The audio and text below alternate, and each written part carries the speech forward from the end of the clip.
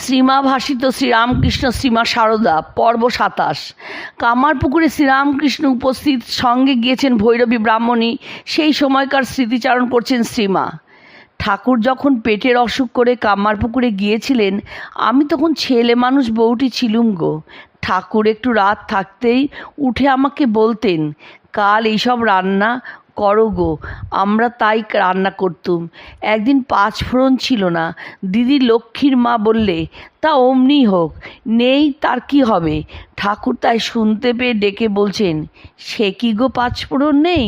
তা ১ পয়সার আনিয়ে নাও না, যাতে যা লাগে তা বাদ দিলে হবে না। তোমাদের এই ফোড়নের গন্ধের ব্যঞ্জন খেতে দক্ষিণেশ্বরের মাছের মুড়ো পায়েসের বাটি ফেলে এলুম, আর তো তাই তোমরা বাদ দিতে চাও? দিদি তখন লজ্জা পেয়ে আনতে দিলে। সেই বামুন ঠাকুরও যোগেশ্বরী তখন ওখানে ছিলেন। ঠাকুর তাকে মা বলতেন।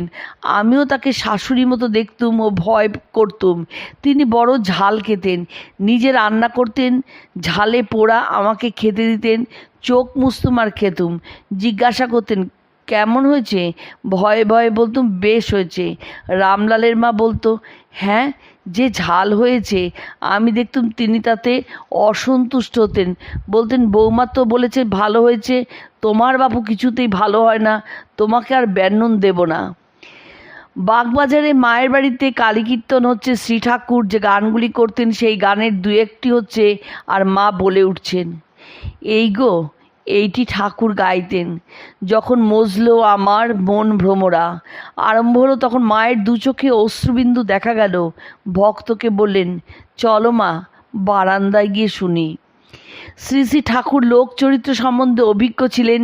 তিনি কান তুলসে, ভিতর বুঁদে ইত্যাদি শ্লোক বলতেন।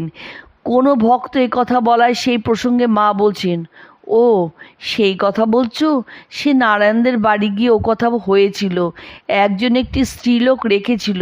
সেই স্ত্রীলোকটি এসে ঠাকুরের নিকট আক্ষেপ করে বলেছিল, ওই তো আমাকে নষ্ট করেছে, তারপর আমার যত গহনা টাকা ছিল সেসব নিয়েছে।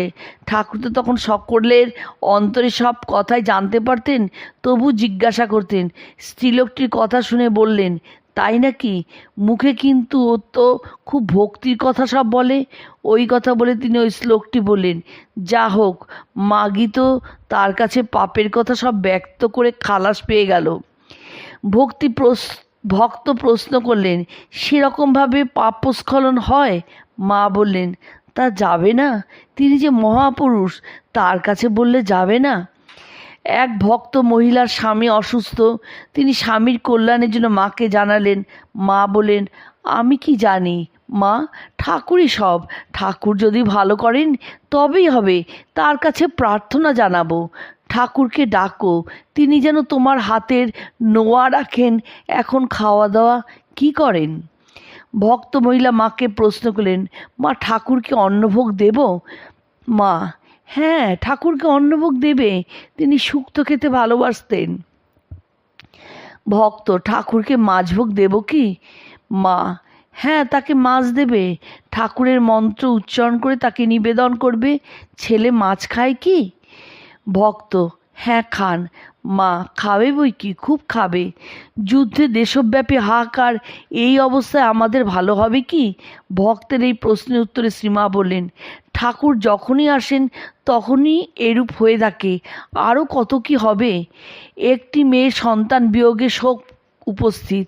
শ্রীমা তাকে বলছেন, আমি তোমাকে কি বলবো মা, আমি তো কিছুই জানি না। ঠাকুরের একখানি ছবি নিজের কাছে রেখো, আর জানবে তিনি সত্য। ঠাকুর তোমার কাছে রয়েছেন, তার কাছে কেঁদে কেঁদে মনের দুঃখ জানাবে। ব্যাকুল হয়ে কেঁদে কেঁদে বলো, ঠাকুর আমার তোমার দিকে নাও, আমায় শান্তি দাও। এরকম করতে করতে তোমার প্রাণে শান্তি আপনি আসবে। ঠাকুরে ভক্তি রেখো, যখনই কষ্ট হবে ঠাকুরকে জানিও।